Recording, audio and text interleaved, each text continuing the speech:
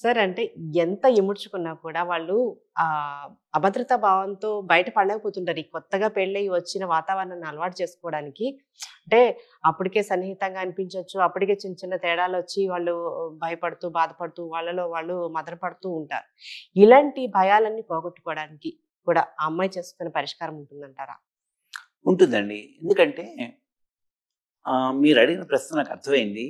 ఒక ఇంట్లో వస్తుంది అమ్మాయి. హ్మ్. ఆ ఇంట్లోకొచ్చి ఎంత సాధారణంగా 100కి 95 మంది కొత్త వాతావరణంలో వెళ్తే వాళ్ళ వ్యక్తిత్వం అనుకోండి, వాళ్ళ డామినెన్స్ అనుకోండి, వాళ్ళ యొక్క వాళ్ళని సహజ అర్థం ప్రవర్తన చేసుకోవడానికే తగ్గి కొంచెం టైం పెట్టి పడతది. చుట్టుపక్కల వాతావరణాన్ని అర్థం చేసుకోవడానికి హ్మ్. ఎవరైనా సరే వీలైనంత మంచి మనసుతో అక్కడ కలిసిపోవడానికి, ఆ వాతావరణంలో అనుకూలంగా వీడిపోవడానికే ప్రయత్నం చేస్తారు.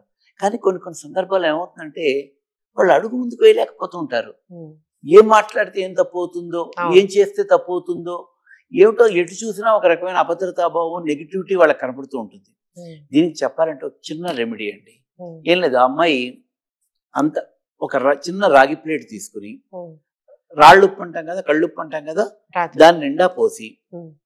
ఆ ఇంట్లో వాయువ్యము అంటే నార్త్ వెస్ట్ అంటారు. హ్మ్. ఓకే, వాయువ్యం అంటే నాకు తెలియదండి.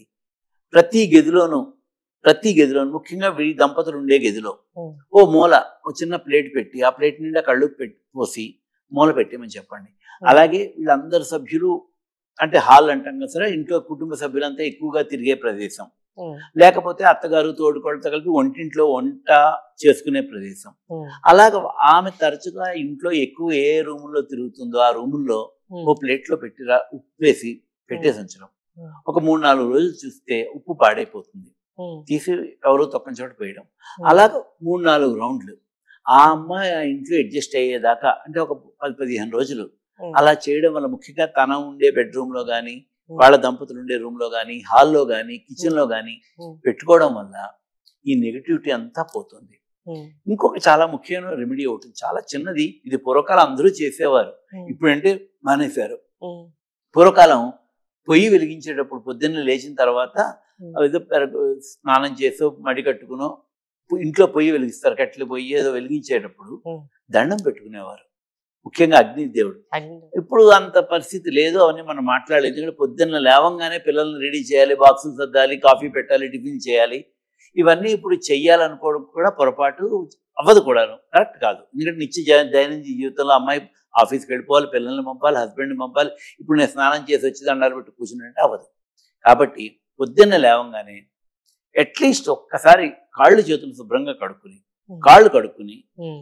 కొద్దిగా నీళ్లు, ఇంత నీళ్లు ఒకసారి నెత్తిమీ చల్లేసుకుని, హ్మ్.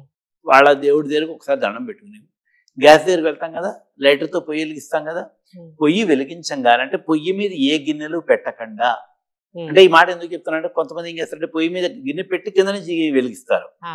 మంట కనపడదు, కుక్కర్ పెట్టి కింద వెలిగిస్తారు. అలా కాదు, హ్మ్. పొయ్యి మీద ఏమి గిన్నెలు పెట్టకండి, హ్మ్. కాళ్ళు చేతులు కడుక్కోండి, దేవుడికి ఒకసారి దండం పెట్టుకోండి, వచ్చి లైటర్తో గ్యాస్ పొయ్యి వెలిగించండి. హ్మ్. ఒక్క క్షణం, ఒక 10 సెకండ్లు 5 సెకండ్లో రెండు చేతులు జోడించి హ్మ్. అగ్నిదేవుడు అనుకుని, మా ఇంట్లో చక్కగా ప్రశాంతంగా ఇవాళ గడవాలి, హ్మ్. అంతే. ఒక 3 సెకండ్ల నుంచి 10 సెకండ్లు హ్మ్. దండం పెట్టుకోండి, మీ పని ప్రారంభించుకోండి. హ్మ్. ఎందుకంటే అగ్నిసాక్షి అని అంటారు, పెళ్లి చేసేటప్పుడు అగ్నిసాక్షిగా పెళ్లి చేసుకున్నాము, అగ్ని చుట్టూ ప్రదక్షిణ చేసుకున్నాము, తర్వాత హోమం చేస్తాము, ఇవన్నీ వివాహకృతులు వస్తాయి. హ్మ్. ఎందుకంటే అగ్నిదేవుడు అన్నది ఇది కొరియర్, మెసెంజర్.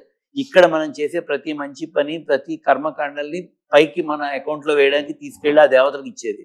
హ్మ్. అందుకుని పూర్వకాలం చేసేవారు ఇది. ఇప్పుడు ఏం చేయక్కర్లేదండి, కాళ్ళు కడుక్కోండి, హ్మ్. 4 అంటే మీరు అలాగే స్నానం చేయలేరు కాబట్టి ఆ వెళ్ళినప్పుడు మీ దేవుడు ఒక దండం పెట్టుకోండి, హ్మ్. పొయ్యి మీద ఏమీ పెట్టకండి, హ్మ్. వెలిగించండి, హ్మ్. పొయ్యి వెలిగించి ఒక్క క్షణం దండం పెట్టుకోండి, మా ఇంట్లో అన్యోన్యంగా ఉండాలి, ఈ హ్మ్. పని చేసుకోండి. హ్మ్. ఇది కూడా చాలా పవర్ఫుల్ రెమెడీ. హ్మ్. అలాగే ఇంకోటి చెప్తా, అంటే సామెతలు అన్నాం, అంతా అయ్యాక అత్తగారు వచ్చి వేలు పెట్టింది అంటూ ఉంటారు హ్మ్. కదా, హ్మ్. అంతా అయిపోయిన తర్వాత అత్తగారు వచ్చి వేలు పెట్టింది అంటారు. ఆ సామెత తప్పుగా అర్థమవుతోందండి. హ్మ్. ఇంకొకటి ఏంటి అంటే, మీరు వంటింట్లో పని చేస్తున్నారు అనుకోండి, హ్మ్. మీ అత్తగారు తోడుకోళ్ళు ఎవరో ఉన్నారు అనుకోండి, హ్మ్. మీరు వంట ఫైనల్ స్టేజ్లో ఉన్నప్పుడు హ్మ్. పదార్థాలు ఉప్పు వేయడం అలాంటి పరిస్థితి ఫైనల్ ఉంటుంది కదా, హ్మ్. ఎవరినైనా పిలవండి, హ్మ్. ఎవరో ఒకరిని పక్కన పెట్టుకుని ఆ ఉప్పు వేయడం చేయండి.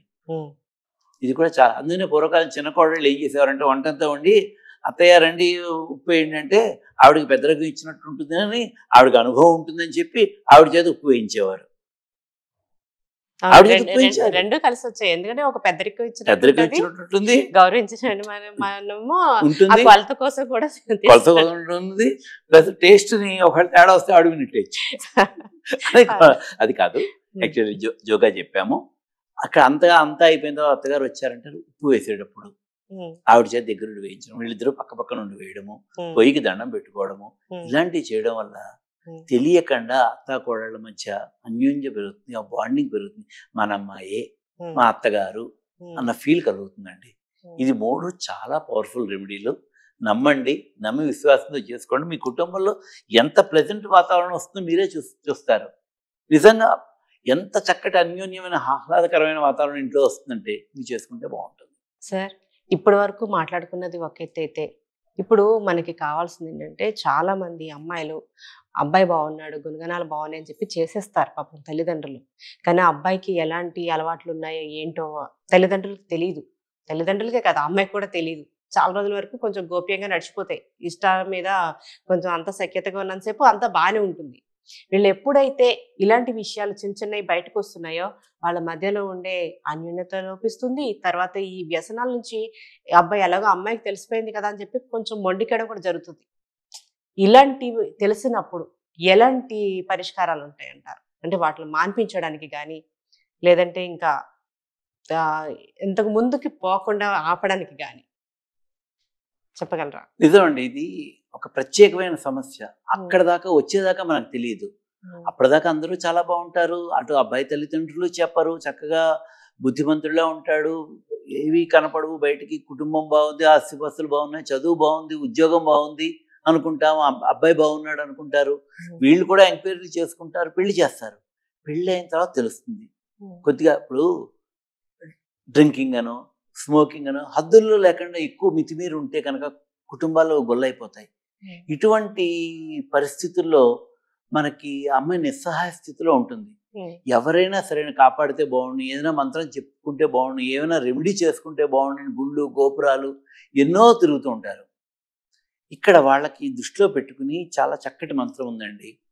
ఏమక్కల ఆ అమ్మాయి భర్త ఇంట్లో లేనప్పుడు, ఇంట్లో ఉన్నప్పుడు, తనొక్కతి ఇంట్లో ఉన్నప్పుడు కొంచెం దేవుడి దగ్గర కూర్చుని బలరామ నమస్తుభ్యం సర్వ వ్యసన నాశకః, బలరామ నమస్తుభ్యం సర్వ వ్యసన నాశకః అనే మంత్రాన్ని చెప్పుకోమని చెప్పండి.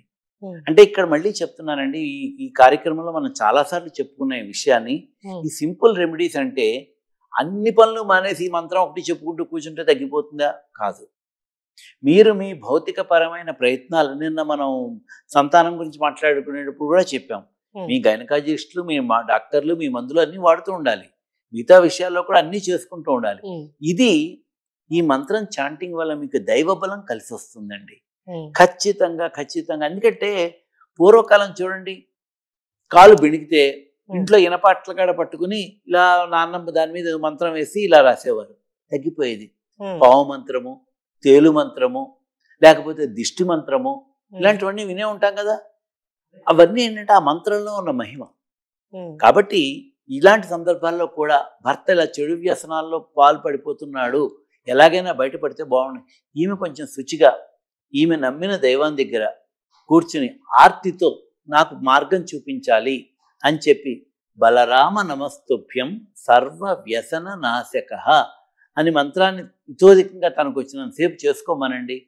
చేసుకోమండము, ఇందాక చెప్పుకున్నట్టు రాగి ప్లేట్ అవి పెట్టుకోవడము, ఉప్పు పెట్టుకోవడము, అలాగే కాకరకాయలు దానం ఇప్పించడము, ఇలాంటివి చేయడం వల్ల ఖచ్చితంగా ఖచ్చితంగా వాళ్ళ జాతకం ప్రకారం ఆ చెడు పీరియడ్ అనుకూలంగా లేని గ్రహస్థితి అయిపోగానే మారిపోతారండి.